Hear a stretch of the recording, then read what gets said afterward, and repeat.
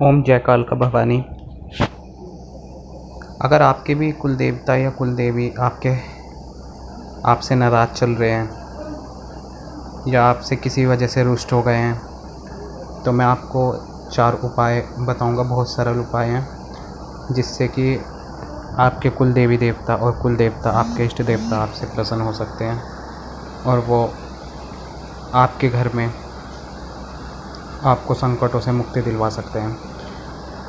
तो देखो, जो हमारे समाज में ना कई प्रकार से हज़ारों वर्षों से, हज़ारों करोड़ों वर्षों से भारतीय लोग सभी लोग बहुत पहले से ही अपने कुल देवी और कुल देवता की पूजा करते आ रहे हैं। पर देखो, जो आजकल का दौर चल रहा है, इसमें अधिकतर जो लोग बाग हैं अपने कुल देवताओं को नहीं जानते, अपने कुल देवी को नहीं जानते, अपने कुल देवता को नहीं जानते, उनका पूजन करना नहीं जानते, उनको याद करना छोड़ देते, उनको भोग समय पर उनका भोग नहीं देते। इस वजह से उनके कुल देवी देवता उनसे रुष्ट हो जाते हैं, नाराज़ हो जाते हैं। उनके घर के यहाँ तक कि पितृदेव भी नाराज़ हो जाते हैं। और इसी कारणवश जो लोग अपने कुल देवी देवताओं का पूजन करना, उनका ध्यान करना भूल जाते हैं, वो घोर संकट में घिर जाते हैं। तो मैं आपको 4 उपाय बताऊंगा जो आपको इन संकटों से मुक्ति दिलवा सकते हैं। देखो, सबसे पहले,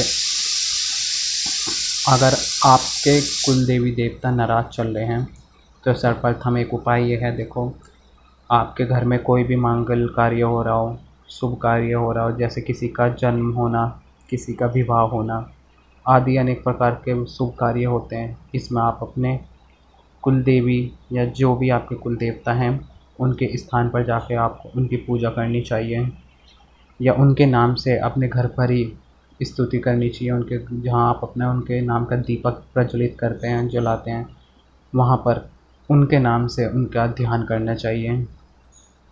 कुल देवी की कृपा का अर्थ होता है, जैसे 100 सुनार की एक लोहार की। बिना कुल देवता के और बिना कुल देवी के हमारे कुल का वंश, उसका कोई नाम, यश आगे नहीं बढ़ता। इसलिए इनको कुल देवता या कुल देवी कहा जाता है। कुल देवता में कोई भी हो सकता है, कुल देवी में कोई भी हो सकता है।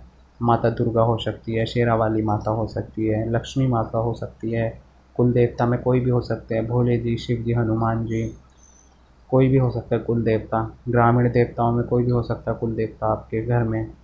तो इनके बगैर आपके कुल का वंश, यश आगे नहीं बढ़ता। अगर ये रुष्ट हो जाते हैं तो फिर आपको इनका प्रकोप झेलना पड़ता है। इसलिए अपने इनका उपाय यही है, अगर आपके घर में कोई शुभ कार्य हो रहा है, जैसे जन्म किसी का हो रहा है, किसी की शादी वगैरह हो रही है, तो इनके स्थान पे जाकर इनकी पूजा कीजिए। और कुल देवी और देवता के लिए प्रतिदिन सुबह और शाम को आपको इनका भोग निकालना है और इनके नाम का उच्चारण करना है। और नाम नहीं याद तो उनके स्थान का उच्चारण करें, उनके स्थान जहाँ भी उनका ध्यान लगा के उनका उच्चारण करके उन्हें भोग प्रसाद उनका सुबह शाम आपको देना है और आवाहन करके उनका भोग प्रसाद देना है। कपूर है तो कपूर जला के इनका भोग इनको चढ़ाइए, अन्यथा आप ध्यान लगा कर इनको भोग अर्पित कर सकते हैं। देखो, आप जैसे इनको भोग लगा रहे हैं, भोग लगाते वक्त आपको अगर इनका स्थान का नहीं मालूम हो तो आपको इनके स्थान का जगह स्मरण करके इनका नाम को उच्चारण करना है और बोलना है, हे कुल देवता आपकी सदा विजय हो, आपकी सदा ही जय हो, जय जयकार हो। ऐसे आपको इनका आवाहन करके इन्हें भोग प्रसाद देना है। दूसरा, कि एक दिन ऐसा भी होता है जबकि हम कुल के जितने भी आपके जैसे परिवार वाले होंगे, आपके घर के जितने भी सदस्य होंगे, आपके जितने भी संबंधित कुल के होंगे, वो अपने देवी देवताओं के, अपने कुल देवी देवताओं के स्थान पर इकट्ठे होते हैं। संबंधित सारे जितने भी आपके कुल के होंगे लोग, वो ऐसा कोई अवसर आता है एक समय, जब एक दिन अपने कुल देवी देवता के बारे में अगर आपको मालूम नहीं है, भूल जाए, तो आप उनसे पूछ सकते हैं। कुल देवी या कुल देवता के स्थान से आपके पूर्वजों का पता लग सकता है आपको, आप उनसे जाके पूछ सकते हैं। जिसे यह नहीं याद, वह अगर जिनको किसी को भी आपको नहीं पता या आपके पूर्वजों को भी नहीं पता जो आपके इस समय हैं, कि हमारे कुल देवी देवता कौन है, तो आपको इस समय क्या करना है, भैरू महाराज और माता दुर्गा या माता शेरावाली के मंदिर में जाकर उनके नाम का आपको भोग चढ़ाना है और पूजा करनी है वहाँ जाके। एक उपाय ये है, इससे आपके कुल देवी देवता, कुल देवता और देवी प्रसन्न हो सकते हैं। तीसरा उपाय ये है, कुल देवी या देवता के स्थान पर जाकर आपको क्या करना है, अगर आपके घर में क्या कहते हैं, आपका कार्य अच्छा नहीं चल रहा है, आपका व्यापार में हानि हो रही है, आपको आपके सारे काम जितने भी हैं सब क्या कहते हैं, जितने भी आपके समझ लीजिए आपके घर में एक नकारात्मक ऊर्जा का समझ ले प्रवेश हो गया है, तो आपको ऐसे में क्या करना है, अपने कुल देवता को या देवी को उनके स्थान पे जाकर आपको एक नींबू लेना है और अपने ऊपर से आपको 21 बार वार करके उसे 2 भागों में वहीं पे अपने देवता के स्थान पर, एक भाग को दूसरे भाग की दिशा में और दूसरे भाग को पहले भाग की दिशा में आपको फेंक देना है। इसके बाद आपको अपने घर के कुल के देवता या देवी से क्षमा मांगकर वहाँ अच्छे से पूजा पाठ करके सभी को वहाँ पर जितने भी वहाँ पे उनको दान दक्षिणा देनी है। चौथा है आपका, आपके अगर घर के कुल देवता हैं और या कुल देवी हैं, आपको पूजा करते समय खास बात का ध्यान रखना होगा कि उनके घी का दीपक या तो सरसों के तेल का होना चाहिए या वैसे तो शुद्ध देसी घी का आपको उनका दीपक प्रज्वलित करना चाहिए अपने घर में, उनके नाम का, उनके ध्यान का स्मरण करके। और धूप अगरबत्ती चंदन और कपूर जलाना चाहिए।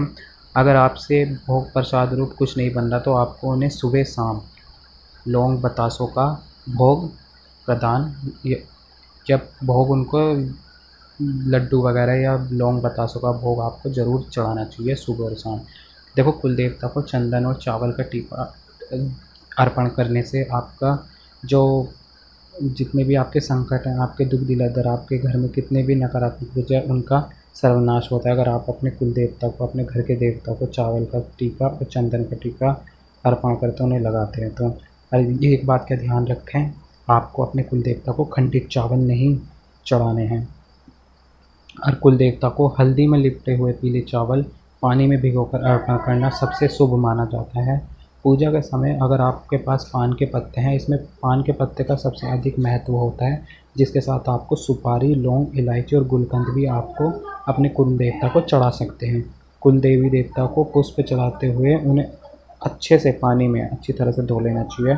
और सभी देवी देवताओं की पूजा जिस तरह सुबह शाम की जाती है, उसी तरह आपको अपने कुल देवी और देवता की पूजा नित्य पूरे विधि विधान से करनी है। तो ये है आपके 4 बातें, जिन बातों को अपने आपको जो भी भगत है, साधक है और जो कोई व्यक्ति है जो अपने कुल देवी देवता को प्रसन्न करना चाहता है, वो इन चारों बातों को ध्यान में रखकर पूरे विधि विधान से पूजा करनी चाहिए। ओम जय कालका भवानी।